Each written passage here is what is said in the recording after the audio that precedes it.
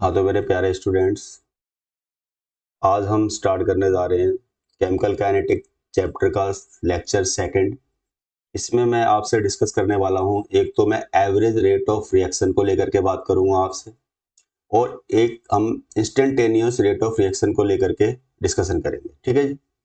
तो पहले हम स्टार्ट करते हैं कि भाई एवरेज रेट बेसिकली होता क्या है। देखिए, एवरेज रेट निकालने के लिए कंडीशन अप्लाइड क्या है कि रिएक्शन का जो रेट मेजर करते हैं हम लॉन्ग इंटरवल ऑफ टाइम के लिए मेजर करते हैं, यानी ऐसा टाइम जिसकी फिनाइट वैल्यूज होती है, फिनाइट टाइम भी बोल सकते हैं, यानी कि एक कांस्टेंट वैल्यूज होंगी आपके पास में, कोई दो डिफरेंट टाइम्स हमने ले लिए, उस टाइम के अकॉर्डिंग रिएक्शन के रेट में क्या चेंजिंग आ रही है, तो वो हमने यहाँ पे नोट करना होता है। देखिए, जो एवरेज रेट निकालते हैं हम रिएक्टेंट की टर्म में भी निकाल सकते हैं और प्रोडक्ट की टर्म में भी निकाल सकते हैं। दोनों की टर्म में हम रेट को ले सकते हैं यहाँ पर हम। जैसे कि हम देखिए, पहले मैं आपसे बात करने जा रहा हूँ कि भाई अगर इन टर्म्स ऑफ रिएक्टेंट्स बात करें, इन टर्म्स ऑफ रिएक्टेंट्स, तो कैसे हम रेट को बताएंगे। इसके लिए हम एक छोटा सा ग्राफ लेते हैं। देखिए, अगर हमारे पास में क्या है, कॉन्सेंट्रेशन है और हम टाइम को लेकर के बात करें, तो लेट अस सपोज कि भाई कोई रिएक्शन हमारी प्रोसीड कर रही है। अगर रिएक्शन प्रोसीड करेगी तो रिएक्टेंट क्या होगा, वो अपने आप को प्रोडक्ट में चेंज करेगा, और जैसे जैसे रिएक्टेंट आपका प्रोडक्ट में चेंज होगा तो कॉन्सेंट्रेशन जो रिएक्टेंट की है with the passage of time हम क्या देखेंगे, हमारी भी डिक्रीज होती जा रही है। ठीक है जी। यानी कि अगर रिएक्टेंट की टर्म में बात करेंगे तो जैसे जैसे टाइम हमारा बढ़ेगा रिएक्शन के अंदर, तो रिएक्शन में जो कॉन्सेंट्रेशन है जो रिएक्टेंट की वो क्या होगी, डिक्रीज होती चली जाएगी। अब आप देखिए, जैसे कि हम टाइम लेके चल रहे हैं t इक्वल टू में 0, तो इस टाइम में रिएक्टेंट की जो कॉन्सेंट्रेशन है हमारे पास में, इसको हमने x0 से रिप्रेजेंट कर दिया। अब टाइम हमारा आगे बढ़ रहा है, मान लीजिए हमने भाई इस पर्टिकुलर टाइम के ऊपर बात करनी है जिसको हमने एक सिंबल दे दिया t1। अब T1 पे क्या कॉन्सेंट्रेशन होगी, देखिए रिएक्टेंट की हम उसको नोट करते हैं। देखिए, तो अब आप देखिए, कॉन्सेंट्रेशन हम बात कर रहे हैं आपसे किस पे जी, T1 पे। तो आप देखेंगे कि भाई ये कॉन्सेंट्रेशन हमारी ये हो गई, तो इसको हमने एक सिंबल दे दिया, ये हो गया हमारा x। अब थोड़ा सा रिएक्शन और आगे बढ़ी है, मान लो अब हम बात कर रहे हैं आपसे इस पर्टिकुलर टाइम पे जिसको हमने एक सिंबल दे दिया T2। अब आप नोट कीजिए कि यहाँ इस T2 पे कॉन्सेंट्रेशन क्या है हमारी रिएक्टेंट की, तो अब आपने देखा कि भाई ये हमारे पास क्या है जी, x2। ठीक है जी। ये कॉन्सेंट्रेशन क्या हो गई हमारे पास में, x2 हो गई। अब ये दो डिफरेंट टाइम हो गए हमारे पास में, टाइम इंटरवल हमारे पास में क्या है, T1 से T2 के बीच में हमारे को बात करनी है, तो यही हमारे पास क्या है, फिनाइट टाइम भी बोलेंगे इसको हम। तो T1 से T2 के बीच में बात करनी है, उस टाइम पे कॉन्सेंट्रेशन में क्या चेंज आ रहा है। ठीक है जी, उसके बेस पर हम एवरेज रेट को लेकर के बात करेंगे। अब आप देखिए, एवरेज रेट निकालने का जो फॉर्मूला होगा हमारा, वो आपको पता ही, रेट क्या होता है, change in concentration per unit time. तो डेल्टा एक्स अपॉन में delta t equal to concentration का चेंज क्या हो रहा है, x1 टू x2, तो फाइनल माइनस इनिशियल करते हैं, तो ये क्या हो जाएगा, x2 माइनस x1 अपॉन में t2 माइनस t1। अब यहाँ पे एक खास बात आपने देखी होगी कि भाई x1 और x2 में कंपैरिजन करते हैं, तो x1 क्या है, एक ग्रेटर वैल्यू है, कॉन्सेंट्रेशन वहां पे हाई है, और x2 क्या है हमारे पास में, x1 हमारे पास ग्रेटर वैल्यू और x2 क्या है हमारे पास में, लेसर वैल्यू है। तो यानी कहने का मतलब है कि जो x1 है वो क्या है हमारा, ग्रेटर है x2 से। x1 क्या है, ग्रेटर है x2 से, x2 क्या है यहाँ पे, लेसर वैल्यू है, और x1 क्या है हमारे पास में, ग्रेटर वैल्यू है। अगर हम x2 में से x1 को माइनस करेंगे, तो x2 क्या है, लेसर वैल्यू, और x1 क्या है हमारी, ग्रेटर वैल्यू है। अगर छोटी वैल्यू में से बड़ी वैल्यू को आप माइनस करेंगे तो साइन क्या आएगा हमारा, नेगेटिव आएगा। यानी कि जो हमारा इसकी रिस्पेक्ट में जो आप रेट निकाल रहे हो आप, वो कैसा रेट आएगा हमारा, एक नेगेटिव रेट आएगा। और रेट कभी भी नेगेटिव हो ही नहीं सकता है। रिएक्शन का रेट कैसा होता है, ऑलवेज पॉजिटिव होता है। तो इस कॉम्प्लिकेशन को दूर करने के लिए हम क्या करेंगे, देखिए हमने क्या किया, delta x upon delta T के सामने ये माइनस साइन ले लिया। जैसे ये माइनस साइन लेंगे तो इसके रिस्पेक्ट में यहाँ पर भी क्या आ जाएगा, माइनस हो जाएगा। अब देखिए जब x2 में से x1 को माइनस करेंगे नेगेटिव वैल्यू आ रही है, तो लेकिन यहाँ पे जो माइनस साइन लिया हुआ है इसकी वजह से माइनस माइनस प्लस यानी कि पॉजिटिव वैल्यू बन जाएगी और रेट कैसा हो जाएगा हमारा, एक पॉजिटिव रेट हो जाएगा। तो आप देखेंगे कि भाई आप यहाँ पे मेंशन भी कर देंगे rate of reaction rate of reaction rate of reaction में नेवर बी नेगेटिव में, आप रेट ऑफ रिएक्शन की बात करेंगे आप बोलेंगे में नेवर बी नेगेटिव, में नेवर बी नेगेटिव। ये ध्यान रखना आपने कि रेट ऑफ रिएक्शन कभी भी हमारी क्या होगी, नेगेटिव नहीं होगी। तो इसलिए हमने क्या किया हुआ है, यहाँ पे माइनस साइन लगाया हुआ है डेल्टा एक्स अपॉन में डेल्टा टी के साथ, जिससे कि हमारा रेट कैसा हो जाए, हमारा पॉजिटिव हो जाए। तो आई थिंक सो बात यहाँ पे समझ में आ रही होगी कि फिर अगर हम रिएक्टेंट की टर्म में बात करते हैं तो कॉन्सेंट्रेशन का जो चेंज आता है in the given time interval, तो वो क्या देता है हमारे को, एक नेगेटिव वैल्यू दे रहा होता है रेट की। इसी नेगेटिव को हटाने के लिए हम क्या करते हैं, delta x upon delta T के आगे नेगेटिव साइन फॉलो करते हैं, जिससे कि जो हमारा जो रेट है वो कैसा हो जाए, हमारा पॉजिटिव हो जाए। तो ये तो बात हो गई आपकी रिएक्टेंट की टर्म में।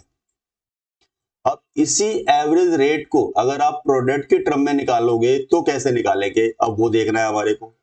तो चलिए अब प्रोडक्ट की टर्म में बात करते हैं आपसे। आप बोलेंगे in terms of products, in terms of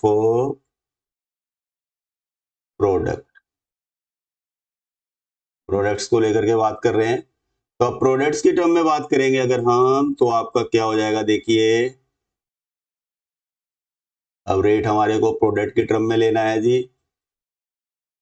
तो आपका एज इट इज ग्राफ की बात करेंगे, कॉन्सेंट्रेशन, और ये क्या हो जाएगा हमारा भाई, टाइम। ठीक है जी। अब जैसे से टाइम बीतता है यानी कि टाइम पास आउट होता है, तो उस कंडीशन में जो प्रोडक्ट की कंसंट्रेशन है वो तो बढ़ती है, इंक्रीज होती है। तो आप देखेंगे प्रोडक्ट की कंसंट्रेशन क्या हो रही है, इंक्रीज हो रही है। एक टाइम तक बढ़ेगी, उसके बाद में ये कॉन्सेंट्रेशन भी क्या हो जाएगी, कांस्टेंट हो जाएगी। क्योंकि एक्चुअली में रीजन क्या होता है कि फिर बाद में रिएक्शन क्या होती है, ऑलमोस्ट कंप्लीट होने की स्टेज पे पहुंच जाती है। तो उस कंडीशन में जो आपका जो कॉन्सेंट्रेशन है प्रोडक्ट की, ऑलमोस्ट क्या हो जाएगी, वो कांस्टेंट हो जाएगी। ठीक है, स्टार्टिंग में बढ़ेगी कॉन्सेंट्रेशन। अब आप देखिए टाइम t इक्वल टू अगर मैं 0 की बात करता हूं, ठीक है जी, टाइम t इक्वल टू में 0 की बात करता हूं, तो उस टाइम में कॉन्सेंट्रेशन क्या है हमारे पास में, आप बोलेंगे हमारी जो कॉन्सेंट्रेशन है वो क्या है हमारी, x0। ठीक है जी। अब आपका क्या है, टाइम हमारा इंक्रीज हो रहा है, टाइम इंक्रीज हो रहा है। आप देखेंगे हमने लिया भाई t1, टाइम इंक्रीज कर रहे हैं हम। तो मान लीजिए हमारे पास ये क्या है, कॉन्सेंट्रेशन की बात करेंगे तो ये हो गई हमारे पास में x1। अब आप देखिए अगर हम टाइम को फर्दर इंक्रीज करते हैं, लेट अस सपोज वो हमने ले लिया t2, तो इस टाइम में कॉन्सेंट्रेशन हमारी क्या हो रही है, देखिए तो ये हो जाती है हमारे पास में x2। अब यहां पर क्या है, आप देख रहे हैं कि जो x2 की जो वैल्यू है वो ग्रेटर है किसके कंपैरेटिवली, x1 के कंपैरेटिवली। ठीक है, x2 की वैल्यू क्या है, ग्रेटर है किसके कंपैरेटिवली, x1 के कंपैरेटिवली। तो यहां पर अगर हम एवरेज रेट को लेकर के बात करें, भाई एवरेज रेट क्या होगा रिएक्शन का, ठीक है, अगर एवरेज रेट को लेकर के हम यहाँ पे बात करें तो क्या हो जाएगा, बोलेंगे तो हमारा भाई डेल्टा एक्स अपॉन में डेल्टा टी इक्वल टू में x2 माइनस x1 अपॉन में T2 माइनस T1। यहां पर हमारे को माइनस साइन लगाने की जरूरत नहीं पड़ रही। क्यों नहीं पड़ रही? क्योंकि x2 की वैल्यू ऑलरेडी क्या है, ग्रेटर है x1 के कंपैरेटिवली। तो आप क्या देख रहे हैं कि रेट हमारा ऑलरेडी यहाँ पे पॉजिटिव ही है। तो माइनस साइन की जरूरत हमारे को फॉर्मूले में कब पड़ रही है? जब हम रिएक्टेंट की टर्म में बात कर रहे हैं। ठीक है जी। तो ज्यादातर न्यूमेरिकल प्रॉब्लम जो होती है वहां पर रिएक्टेंट को लेकर के ही बात हो रही होती है, तो इसी वजह से वहां पर हमारा जो पहला वाला फॉर्मूला था रिएक्टेंट के टर्म में, ज्यादातर हम उसी फॉर्मूले को यूज करते हैं। लेकिन अगर यही क्वेश्चन आपका इन टर्म्स ऑफ प्रोडक्ट हो तो फिर माइनस साइन लगाने की जरूरत नहीं है। तो फॉर्मूला जो आप यूज करेंगे वो इस फॉर्मूले को यूज करेंगे आप वहां पे। ठीक है जी। तो इस फॉर्मूले को यूज करेंगे अगर आपके पास में इन टर्म्स ऑफ, आपको बोलते हैं प्रोडक्ट, आपने रिएक्शन के रेट को दिखाना है। ठीक है। तो ये तो बात हो गई आपकी एवरेज रेट ऑफ रिएक्शन की, रिएक्टेंट के टर्म में भी और प्रोडक्ट के टर्म में भी। डेफिनेशन आपको मैंने बताई दी कि rate of reaction measured over long interval of time या फिर फिनाइट टाइम। अब हमारे पास जो नेक्स्ट है, हमारा जो टॉपिक है वो है जी इंस्टेंटेनियस रेट ऑफ रिएक्शन। अगर हम इंस्टेंटेनियस रेट ऑफ रिएक्शन को लेकर के बात करते हैं अगर आपसे, तो रेट ऑफ रिएक्शन को हम मेजर करते हैं over particular instant of time. इसमें कोई इंटरवल नहीं दिया हुआ है, इसमें एक पर्टिकुलर टाइम को लेकर के बात कर रहे हैं। और इस कंडीशन में जो रेट को एक्सप्रेस करते हैं वो हम किससे रिप्रेजेंट करते हैं, या बोले तो हम dx अपॉन में dt। तो रेट को जब भी एक्सप्रेस करते हैं तो एक्सप्रेस करने का तरीका क्या होता है हमारा, dx अपॉन dt। ये क्यों होता है उसको लेकर भी वही बात करेंगे हम आपसे। तो देखिए पहले तो हम ग्राफिकली समझते हैं इन चीजों को। जैसे हमारे पास देखिए अभी हमने ग्राफ लिया था अपना, हमने अपना ग्राफ लिया था, उसी ग्राफ में हम बात करने जा रहे हैं आपसे। ये आपका कॉन्सेंट्रेशन, ठीक है जी, और ये क्या हो गया मेरा जी, टाइम। अब किसी भी टर्म में ले लो आप, जैसे मान लो मैं रिएक्टेंट के टर्म में ही ले रहा हूं जी, मैंने रिएक्टेंट के टर्म में ही बात करी आपसे। इंस्टेंटेनियस रिएक्शन के रेट को मैंने रिएक्टेंट के टर्म में एक्सप्रेस करना है। तो ये आपका टी क्या हो गया यहाँ पे, 0। इसके हिसाब से कॉन्सेंट्रेशन क्या हो गई, x0। और जैसे मैंने आपको बताया था कोई पर्टिकुलर टाइम आपने ले लेना है, तो मान लीजिए हमने वो टाइम क्या ले लिया जी, t1। तो उसके रिस्पेक्ट में हमारी जो कॉन्सेंट्रेशन हो जाएगी वो क्या हो जाएगी, x1। ठीक है जी। अब देखिए कॉन्सेंट्रेशन क्या हो जाएगी, x1। अब हमने क्या है दूसरा इंटरवल लिया, मतलब इंटरवल ऑफ टाइम में t2 को लिया हमने, तो आपके पास कॉन्सेंट्रेशन आपकी अब क्या हो गई देखते हैं इस टाइम पे। तो ये हो गई हमारे पास x2। अब जब हमने इंस्टेंटेनियस पे बात करनी है तो इसमें हमारे को कोई इंटरवल नहीं लेना है। t1 और t2 जैसे दो आपके पास टाइम दिए हुए हैं, इस इंटरवल पे हम रेट की बात कर रहे थे, एवरेज रेट में। अब इसमें क्या है हमारे पास कोई पर्टिकुलर आपने टाइम पे बात करनी है जी, जैसे पर्टिकुलर टाइम पे बात करनी है। जैसे मान लीजिए हमने बात करी आपसे इस पे जी, ठीक है, आप बोल सकते हो टी टाइम पे, टी टाइम पे हम बात कर रहे हैं, पर्टिकुलर टाइम है हमारे पास।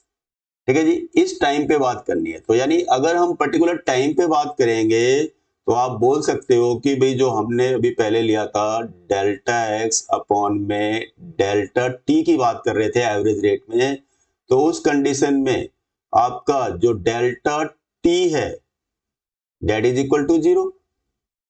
आपको मालूम है कि हमने यहाँ पर कोई पर्टिकुलर टाइम इंटरवल तो सिलेक्ट किया नहीं हुआ कि भाई इन दो टाइम के बीच में बात करनी है, हमें तो एक पर्टिकुलर टाइम लेना है, आपने कोई इंटरवल नहीं लेना है। तो हमने पर्टिकुलर टाइम टी के ऊपर बात करनी है, तो डेल्टा टी की वैल्यू क्या हो जाएगी, 0 हो जाएगी। तो वही जो रेट आप delta x upon delta T लेते थे, तो उस कंडीशन में जब डेल्टा टी की वैल्यू इक्वल टू 0 हो जाती है तो इसको हम एक्सप्रेस करते हैं क्या जी, हमारा dx अपॉन dt से, dx अपॉन dt से।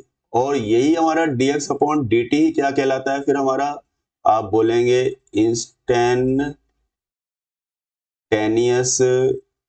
रेट कहलाता है। इंस्टेंटेनियस रेट की बात करेंगे तो ये कुछ और नहीं होता बल्कि स्लोप ऑफ लाइन को ही बोलते हैं। यहाँ पे यानी यहाँ पर हम स्लोप ऑफ लाइन की बात करते हैं इस तरीके से, तो ये स्लोप ऑफ लाइन, यहाँ पे मान लीजिए कॉन्सेंट्रेशन क्या हमारी x है, तो स्लोप ऑफ लाइन को ही क्या बोलते हो आप? इंस्टेंटेनियस रेट बोलते हो आप। तो slope of line is known as instantaneous rate of reaction. तो इसी को क्या बोलते हो आप? ये क्या है हमारा? Slope of line is called instantaneous rate. ठीक है जी। तो आई थिंक सो आपको समझ में आ गई होगी बात कि इंस्टेंटेनियस रेट हमारा क्या होता है। तो slope of line is the instantaneous rate. आप इसको प्रोडक्ट के टर्म में भी निकाल सकते हो सेम तरीके से, चाहे वो रिएक्टेंट हो चाहे वो प्रोडक्ट हो। तो वहां पे जो स्लोप ऑफ लाइन की बात करेंगे पर्टिकुलर टाइम के ऊपर, तो that is the instantaneous rate. ठीक है जी। तो ये तो बात हो गई आपका कि भाई एवरेज रेट क्या होता है या इंस्टेंटेनियस रेट से हमारा क्या मतलब है। अब बोर्ड में क्या है देखिए कि एवरेज रेट ऑफ रिएक्शन पे कुछ न्यूमेरिकल्स आ जाते हैं। थोड़ा सा एक दो न्यूमेरिकल और देख लेते हैं हम, थोड़ा फॉर्मूला क्लियर हो जाएगा आपको उससे। तो ये देखिए हमारे पास हम बात करने जा रहे हैं आपसे, न्यूमेरिकल है। कोई रिएक्टेंट आर है हमारा, वो अपने आप को प्रोडक्ट में चेंज कर रहा है। देखिए कॉन्सेंट्रेशन है जो रिएक्टेंट की है वो चेंज हो रही है। वो पहले कितनी थी? 0.03 थी, यानी ये क्या हो गई हमारे पास? x1।